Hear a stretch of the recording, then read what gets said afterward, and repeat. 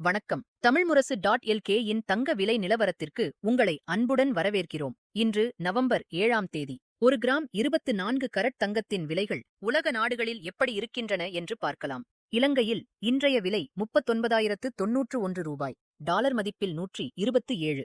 இந்தியாவில் விலை 12,191 ரூபாய். டாலர் மதிப்பில் 147. துபாயில் விலை 480 திர்ஹாம். டாலர் மதிப்பில் 131.